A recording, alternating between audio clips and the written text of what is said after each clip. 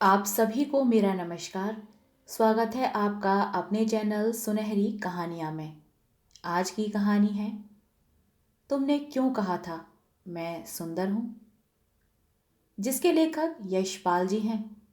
कहानी शुरू करने से पहले मेरा आपसे विनम्र निवेदन है, यदि आपको मेरे द्वारा सुनाई गई कहानियाँ पसंद आती हैं तो कृपया कहानी को लाइक, शेयर और चैनल को सब्सक्राइब कीजिएगा। आइए सुनते हैं कहानी, तुमने क्यों कहा था मैं सुंदर हूं। लौटते समय डॉक्टर साहब, माया के जेठ, उनके पड़ोसी निगम और निगम की माँ चाची सबसे अपील कर जाते, आप लोग इन्हें समझाइए, कुछ खिलाइए पिलाइए और हंसाइए।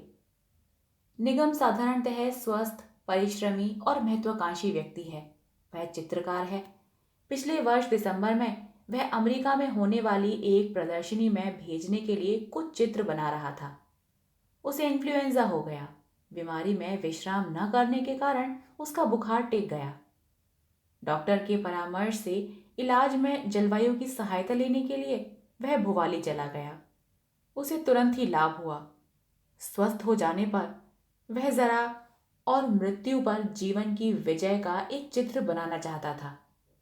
इसी भावना को वह अपने चारों ओर अनुभव कर रहा था। स्वास्थ्य और जीवन के प्रति माया के निरुत्साह से उसके मन में दर्द सा होता था। माया के गुमसुम और चुप रहने पर भी निगम को चाची से यह मालूम हो गया था कि माया आगरा के एक समृद्ध कायस्थ वकील की तीसरी पत्नी है। 24-25 वर्ष की आयु में भी उसकी गोद सूनी रहने पर भी वह कानूनन वकील साहब के 5 बच्चों की माँ है। माया के विवाह से पहले वकील साहब की पहली पत्नी 2 लड़कियां, एक लड़का और दूसरी पत्नी 2 लड़कियां छोड़कर बारी बारी क्षय रोग से चल बसी थी। जब वकील साहब की आयु प्राय 46 वर्ष की थी, तब उन्होंने गृहस्थी संभालने और अपना अकेलापन दूर करने के लिए माया को अपनी पत्नी के रूप में स्वीकार कर लिया था। माया के 20 वर्ष की हो जाने तक भी उसके पिता को लड़की के लिए कोई अच्छा वर न मिला था। शायद वह वकील साहब की दूसरी पत्नी की मृत्यु की ही प्रतीक्षा कर रहे थे। माया अपने जीवन का क्या भवितव्य समझ बैठी है, यह अनुमान कर लेना निगम के लिए कठिन न था। उसका मन सहानुभूति से माया की ओर झुक गया। एक भरे यौवन का यूं बर्बाद हो जाना उसे अन्याय जान पड़ रहा था। माया के लिए भरे यौवन शब्द का प्रयोग केवल सहानुभूति से ही किया जा सकता था। आयु 24-25 की ही थी। शरीर भी छरेरा और ढांचा सुडौल था। सलोने चेहरे पर नमक भी था, परंतु आंसुओं की नमी से सील कर बहा जा रहा था और आंखों के नीचे और गालों में गड्ढे पड़ गए थे, जैसे किसी अच्छे खासे बने चित्र पर पानी पड़ जाने से रंग बिगड़ जाए और केवल बाह्य कृति ही बची रहे। निगम ने जिस नेक नियति और मन की सफाई से आत्मीयता का आक्रमण किया, उसकी उपेक्षा और विरोध दोनों ही संभव न थे। हाथ में ताश की गड्डी फरफराते हुए वह चाची से घर और चौके का काम छुड़वाकर उन्हें जबरदस्ती बरामदे में बुला लेता और फिर माया के जेठ को संबोधन करता, आइए मुंशी जी, 2-2 हाथ हो जाएं। इसके साथ ही माया से भी खेल में शामिल होने का अनुरोध करता। बिरादरी के नाते वह माया को बेधड़क सक्सेना भाभी कहकर संबोधित करता। तुरुप का ही खेल चलता।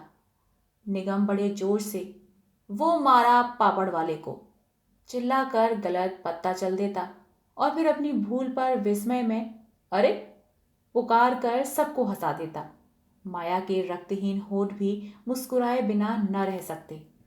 निगम फिर चुनौती देता, आप हंसती हैं? अच्छा, अब की लीजिए, ये देखिए खरा खेल फरक्काबादी। और फिर वैसे ही भूल हो जाती। ताश के खेल के अतिरिक्त निगम की आप बीती हंसोड़ कहानियों का अक्षय भंडार भी माया को विस्मय से सुनने के लिए विवश कर देता। माया की उदासी कुछ पल के लिए दूर हो जाती।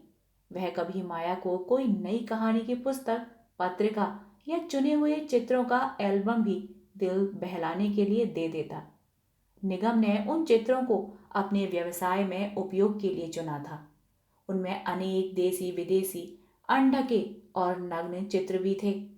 इनका उपयोग निगम अपने चित्रों में अंकों के अनुपात ठीक रख सकने के लिए करता था।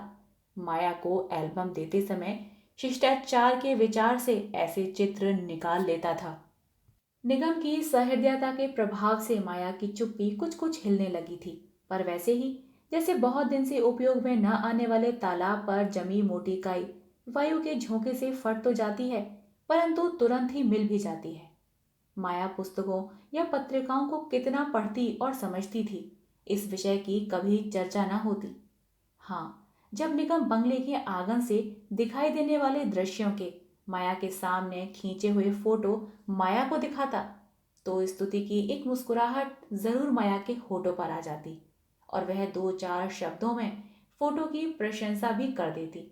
माया को उत्साहित करने के लिए निगम कहता, आप भी सीख लीजिए ना फोटो बनाना, बड़ा आसान है, कुछ करना थोड़ी होता है, बस कैमरा खोलना और बंद करना, तस्वीर तो अपने आप बन जाती है। क्या करूंगी, मुझे क्या करना है? माया टाल देती। निगम उसे जीवन के प्रति उदास न होने की नसीहत करने लगता। उस बात से जान बचाने के लिए माया कोई दूसरी बात करने लगती। यह मेरा नौकर बाजार जाता है तो वहीं सो जाता है, देखें शायद आ गया हो। ऐसे ही एक दिन निगम माया को नए फोटो दिखा रहा था और समझा रहा था, जो आदमी कुछ करता है वह उदास नहीं रहता। माया कह बैठी, अच्छा, हमारा एक फोटो बना दीजिए। जरूर, निगम ने उत्साह से उत्तर दिया। जब कहिए। अरे, जब हो, चाहे अभी बना दीजिए। अवसर की बात। उस समय निगम के पास फिल्म समाप्त हो चुकी थी। फिल्म समाप्त हो जाने की बात बताकर उसने विश्वास दिलाया कि किसी दिन वह खुद या उसका नौकर करम सिंह नैनीताल जाएगा तो फिल्म लाकर सबसे पहले माया का फोटो बना देगा। माया का फोटो बना देने की बात होने के चौथे या पांचवें दिन करम सिंह कुछ सामान लेने नैनीताल गया था। लगभग दिन डूबने के समय लौटकर करम सिंह सामान और बचे हुए पैसे निगम को सहेज रहा था। माया ने आकर पूछा, भाई साहब, फिल्म मंगवा लिया है? हाँ हाँ, क्यों नहीं। फिल्म की बाबत भूल जाने की बात निगम स्वीकार न कर सका। क्यों, क्या फोटो अभी खिंचवाइएगा? उसने उत्साह प्रकट किया। अभी, अभी बना दीजिए। माया को भी ऐतराज न था। मुंशी जी को बुला लें, निगम ने सोचकर कहा। वह बाजार गए हैं, देर से लौटेंगे। आप भी तो कपड़े बदलेंगी, तब तक रोशनी कम हो जाएगी। निगम ने दूसरा बहाना सोचा। कपड़ों से क्या है? उपेक्षा से माया ने उत्तर दिया। कपड़ा दिखाकर क्या करना है, ठीक तो है। कोई और बहाना सोचते हुए निगम कैमरे में फिल्म लगा लाने के लिए भीतर चला गया। फोटो के सामान की अलमारी के सामने खड़ा वह सोच रहा था, माया का मन रखने के लिए बोले हुए झूठ को वो कैसे निभाए। उसकी उंगलियां उन चित्रों को पलट रही थीं जिन्हें उसने एल्बम में से माया को दिखाने से पहले निकाल लिया था। मन में एक बात कौंध कर उसके होठों पर मुस्कान आ गई। कैमरे में फिल्म की जगह पर समा सकने लायक एक फोटो उसने चुन लिया। 2 मिनट के बाद निगम कैमरे को तैयार हालत में लिए बाहर आ गया। लीजिए, कैमरा तो तैयार है, उसने माया को संबोधित किया। अच्छा, माया भी तैयार थी। साड़ी नहीं बदली आपने? निगम ने पूछा। ठीक है, क्या जरूरत है? आप कहती हैं ना, साड़ी की तस्वीर थोड़े ही बनवानी है। निगम मुस्कुराया। हाँ, साड़ी से क्या होगा, जैसी हूं वैसी ही रहूंगी। आपके बैठने के लिए कुर्सी लाऊं? नहीं, ऐसे ही ठीक है। जैसे मैं कहूं बैठ जाइए। अच्छा। बरामदे में सामने से रोशनी आ रही है, यहां फर्श पर बैठ जाइए। दाईं बाह की टेक ले लीजिए, बाईं बाह को सामने गोद में रहने दीजिए। गर्दन जरा ऊंची कीजिए। हाँ, सिर उधर कर लीजिए, जैसे उस पेड़ की चोटी पर देख रही हो। हाँ, अब ठीक है। माया निगम के निर्देशानुसार बैठ गई। निगम ने चेतावनी दी। अब आधा मिनट बिल्कुल हिलिएगा नहीं। वह स्वयं 2 गज परे फर्श पर उकड़ू बैठकर कैमरे को माया की ओर साध रहा था। कैमरे की आंख खुलने का और बंद होने का टिक शब्द हुआ। थैंक यू, बस हो गया, निगम ने हंसकर कहा। जाने कैसी बनेगी, माया फर्श से उठती हुई बोली। अभी मालूम हो जाएगा, निगम ने तटस्थता से उत्तर दिया। अभी कैसे? माया ने विस्मय प्रकट किया। 1-2 मिनट तो लगते हैं बनने में। हाँ, ऐसे कैमरे और फिल्म भी आते हैं, निगम ने स्वीकार किया और बताया। यह दूसरी तरह का कैमरा है। यह कैसा है? माया का विस्मय बढ़ा। इस कैमरे में फोटो 5 मिनट में अपने आप तैयार हो जाता है, निगम ने समझाया और अपनी कलाई पर घड़ी की ओर देखकर बोला। अभी 2 मिनट ही हुए हैं, शेष 3 मिनट। माया उत्सुकता से प्रतीक्षा करती रही। 2 मिनट और गुजर जाने पर निगम ने ठिठक कर कहा, आधा मिनट और ठहर जाना अच्छा है। जल्दी करने से फोटो को कभी कभी हवा लग जाती है। माया उत्सुकता से अपलक कैमरे की ओर देखती रही। निगम कैमरे को ऐसी बेबाकी से माया की आंखों के सामने खोलने लगा कि संदेह का कोई अवसर न रहे। जैसे जादूगर दर्शकों के सामने झाड़कर लपेटे रुमाल में से अद्भुत वस्तु निकालते समय आहिस्ता आहिस्ता दिखा दिखा कर तह खोलता है। कैमरे का पिछला हिस्सा खुला। फोटो की सफेद पीठ दिखाई दी। निगम ने फोटो को स्वयं देखे बिना माया की ओर बढ़ा दिया। माया का हाथ उत्सुकता से फोटो की ओर बढ़ गया था, परंतु फोटो आंखों के सामने आते ही हाथ से गिर गई। आंखें झपक गई और शरीर में थोड़ा बहुत जो भी रक्त था पीले चेहरे पर खिंच आया। क्यों? भोले स्वर में निगम ने विस्मय प्रकट किया। यह हमारा फोटो है। माया आंखें न उठा सकी, परंतु होठों पर आई मुस्कान भी छिपी न रही। निगम ने आरोप का विरोध किया। आपके सामने ही तो फोटो लेकर कैमरा खोला है। इसमें हमारे कपड़े कहाँ हैं? तनिक आंख उठाकर माया ने साहस किया।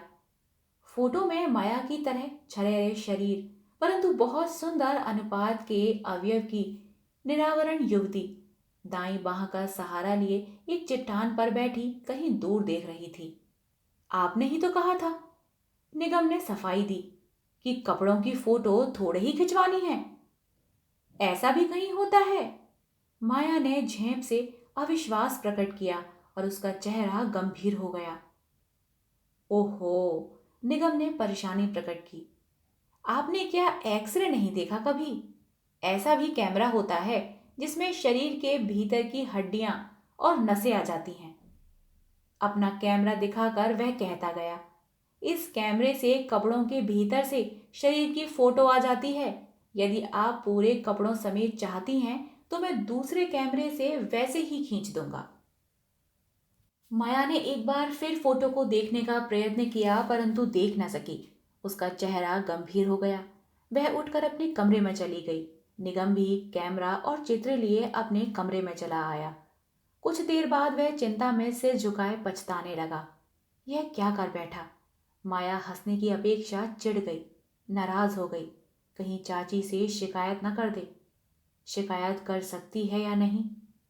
रात में नींद आ जाने तक यही विचार निगम को विक्षिप्त किए रहा और इस परेशानी के कारण नींद भी जल्दी न आई। अगले दिन निगम का पश्चाताप और चिंता बढ़ी। माया की नाराजगी अब साफ ही थी। प्रातः सूर्योदय के समय माया कुछ क्षण के लिए धूप में आती थी और निगम से नमस्कार और कुशल क्षेम हो जाती थी। उस दिन माया दिखाई नहीं दी। निगम क्या करता? तीर कमान से निकल चुका था। वह केवल अपने को ही समझा सकता था कि उसकी नीयत खराब न थी। उसने केवल हंसी की थी। हंसी दूर तक चली गई। पश्चाताप के कारण निगम स्वयं ही चुप हो गया। उसकी चुप्पी चाची से छिपी न रह सकी। उन्होंने पूछा, जी तो अच्छा है।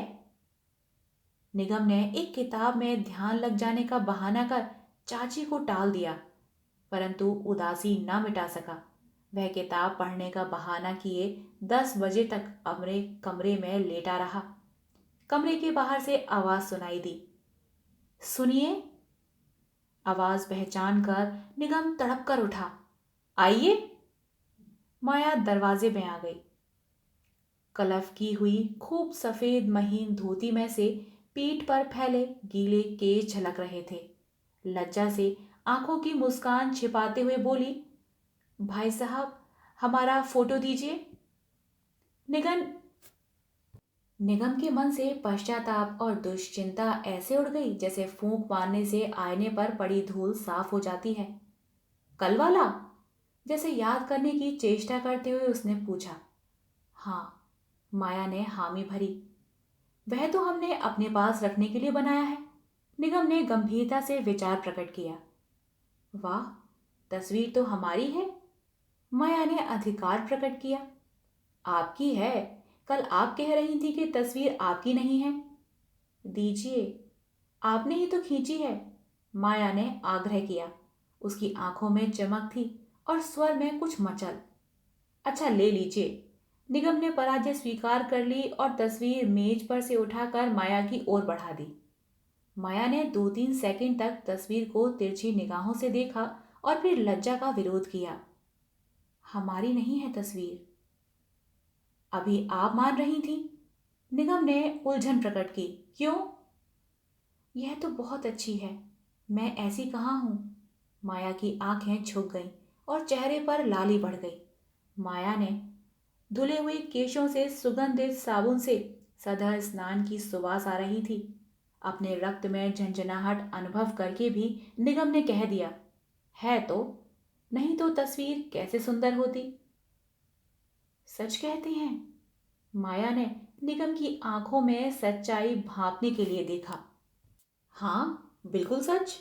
निगम को माया की लज्जा और पुलक से अद्भुत रस मिल रहा था।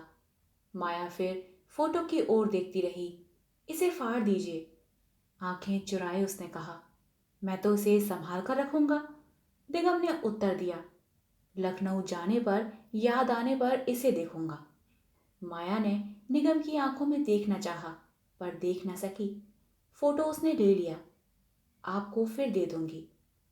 फोटो को हाथ में और हाथ को धोती में छिपाए वह अपने कमरे में चली गई। माया के चले जाने पर निगम फिर लेट गया और सोचने लगा। 5-7 मिनट में बात कहाँ से कहाँ पहुंच गई। जीवन का बिल्कुल दूसरा दृश्य सामने आ गया। अब तक निगम और माया में जो भी बात होती सभी के सामने और खूब ऊंचे स्वर में होती थी, परंतु अब अकेले में करने लायक बात भी हो गई। असाधारण और विशेष में ही तो सुख होता है। जिसे पाने में कठिनाई हो वही पाने की इच्छा होती है। अकेले में और दूसरों की पहुंच से परे होने पर निगम कह उठता, वो तस्वीर आपने लौटाई नहीं। तस्वीर तो हमारी है, पर अच्छी थोड़ी ही है। माया होठ बिचका देती। हमें तो अच्छी लगती है। आप यूं ही कहते हैं। अच्छा, किसी और को दिखाकर पूछ लो। धत। क्यों? शर्म नहीं आती ऐसी तस्वीर? माया प्यार का क्रोध दिखाती। निगम की नस नस में बिजली दौड़ जाती। उसे माया के व्यवहार में परिवर्तन दिखाई दे रहा था। अब माया की आंखें दूसरी आंखों से बचकर निगम को ढूंढती। अवसर की खोज के लिए एक चुस्ती सी उसमें आ गई। यह परिवर्तन केवल निगम को ही नहीं, चाची और मुंशी जी को भी दिखाई दे रहा था। और इस परिवर्तन का अकाट्य प्रमाण था डॉक्टर साहब का मरीजों को तोलने वाला तराजू। तराजू ने पहले सप्ताह माया के वजन में आधा पौंड बढ़ती दिखाई और दूसरे सप्ताह 1 पौंड। अब माया चाची के साथ निगम के होते हुए भी कुछ दूर घूमने जाने लगी। घूमते समय, ताश खेलते हुए अथवा बरामदे में चहलकदमी करते समय निगम से एक बात कर सकने और आंखें चार कर सकने के अवसर की खोज के लिए माया के मस्तिष्क और शरीर में सदा रहस्य और तत्परता बनी रहती। जुलाई का तीसरा सप्ताह आ गया था। भुवाली निरंतर वर्षा से भीगी रहती। बादल, कोहरा और धुंध घरों में घुस आते। सीलन और सर्दी से चाची जोड़ों के दर्द की शिकायत करने लगी। मुंशी जी को भी दमे के दौरे अधिक आने लगे। बहुत से बीमार वर्षा से घबराकर घर चले गए। निगम और माया के बंगले से प्राय 100 गज ऊपर का बड़ा पीला बंगला और बाईं ओर के बंगले खाली हो गए। डॉक्टर की राय थी कि निगम अभी लखनऊ की गर्मी में न जाए तो अच्छा ही है, और माया को तो अभी रहना ही चाहिए था। उसकी अवस्था तो अभी सुधरने ही लगी थी। आकाश में घटाटों बादल बने रहने पर भी माया की आंखों में और चेहरे पर उत्साह के कारण स्वास्थ्य की किरणें फैली रहती। माया की आंखों का साहस बढ़ता जा रहा था। जब तब निगम से आंखें चार हो जाती, वह भी उनकी सुखद उष्णता का अनुभव किए बिना न रहता। शरीर में एक वेग और शक्ति का सुखद अनुभव होता। अपने अस्तित्व और शक्ति के लिए माया का निमंत्रण पाकर उसे ग्रहण करने, माया को पा लेने की अदम्य इच्छा होती। निगम को माया से शायद रोग की छूत लग जाने की आशंका थी। अपने को यूं रोके रहने में भी संतोष था, जैसे तेज दौड़ने के लिए उतावले घोड़े की रास खींचकर रोके रहने में शक्ति, सुख और गर्व अनुभव होता है। निगम और माया दोनों जीवन की शक्ति के उफान की अनुभूति से उत्साहित रहने लगे। वर्षा के कारण घूमने का अवसर कम हो गया। निगम शरीर को कुछ स्फूर्ति देने के लिए छाता ले बाजार तक हुआ था। माया उसकी आंखों में मुस्कुराकर उलाहना देती, आप तो अकेले ही घूम आते हैं, हमारा घूमना ही बंद हो गया है, चाची कहीं नहीं जा पाती। दिन भर पानी बरसता रहता था। माया ने चाहा कि ताश की बैठक जमे, परंतु मुंशी जी के दमे के दौरे और चाची के दर्द के कारण जम ना पाई। माया ने कई बार बरामदे के चक्कर लगाए, रहा न गया तो निगम के कमरे के दरवाजे पर जाकर पुकारा, सुनिए। निगम ने स्वागत से मुस्कुराकर कहा, आइए। जुजराहट के स्वर में माया ने शिकायत की, क्या करें भाई साहब, कोई किताब ही दे दीजिए, बैठे बैठे दिन नहीं कटता है। निगम ने पूछा, कैसी पुस्तक चाहिए, तस्वीरों वाली? धत, बड़े वैसे हैं आप। निगम ने पत्रिका उठा कर दे दी। उठती अंगड़ाई को दबाकर निगम की आंखों में मुस्कुराती हुई माया पत्रिका ले लौट गई। माया कुछ देर बाद पत्रिका लौटाने आई। पढ़ने में जी नहीं लगता भाई साहब। मुस्कुराकर उसने निगम की आंखों में देखा और फिर आंखें झुकाए दबे स्वर में बोली, कहीं घूमने नहीं चलते? चलो, कहाँ चलें?